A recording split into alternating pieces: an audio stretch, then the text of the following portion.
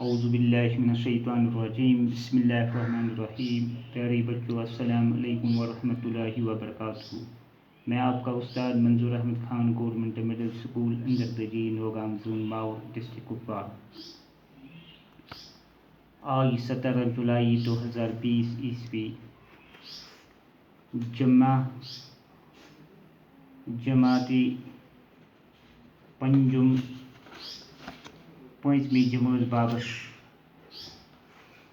کشمیری کی نصابی کتاب سے ماخوذ سبق شاہی درہ شریف پیش کرنے جا رہا ہے. پیارے بچوں، آج یہ منزن بینا سبق پڑھن اس سبق پتھ کن پڑھان شاہی درہ شریف.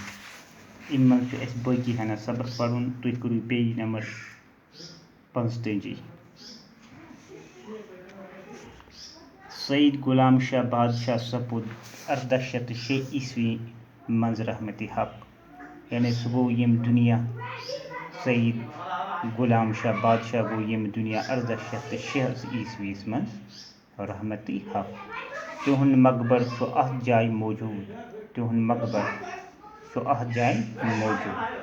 ات پہ استانچ دُپہر عمارت تعمیر کرنا آمت. ات پہ استانچ دُپہر عمارت تعمیر کرنا آمت. یعنی زٕپور عمارت ات آمت تعمیر کرنا. بت چھس محراب چال درواز.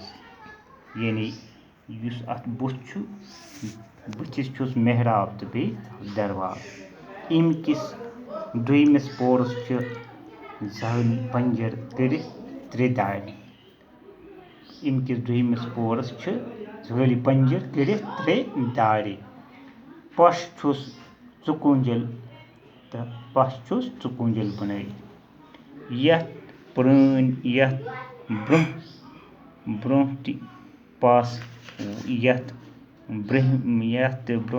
پاس وۄگہٕ تہِ بنٲوِتھ چھُ.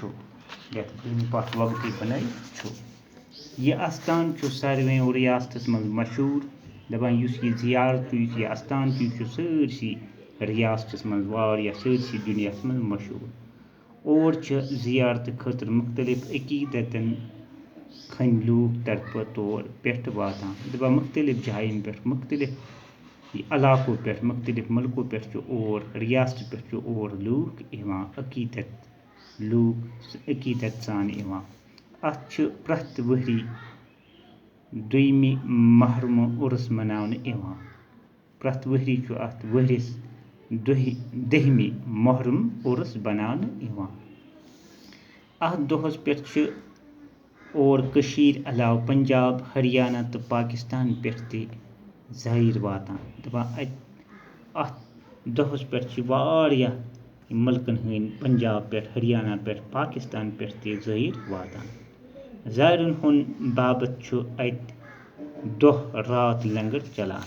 یعنی یِمن باقین ملکن ہٕنٛدۍ خٲطرٕ چھُ اتہِ دۄہس راتس لنگر آسان چلان، کھٮ۪ن چٮ۪ن آسان چلان، باقی انتظام آسان کٔرِتھ.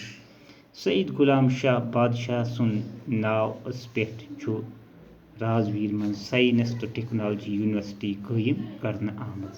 دپان أمۍ سٕنٛدِس ناوس پٮ۪ٹھ چھُ اتہِ ساینس تہٕ ٹیکنالوجی یونیورسٹی آمٕژ قٲیِم کرنہٕ. یعنی بٔڑ بار اکھ یونیورسٹی قٲیِم آمٕژ کرنہٕ. یُتھ بٔڑۍ طٲلبہِ علم تعلیٖم تہٕ تربیت حٲصِل کران چھِ. دپان اتہِ چھِ واریاہ بٔڑۍ طٲلبہِ علم، واریاہ بٔڑۍ طٲلبہِ علم تعلیٖم تہٕ پنُن یہِ تربیت حٲصِل کران.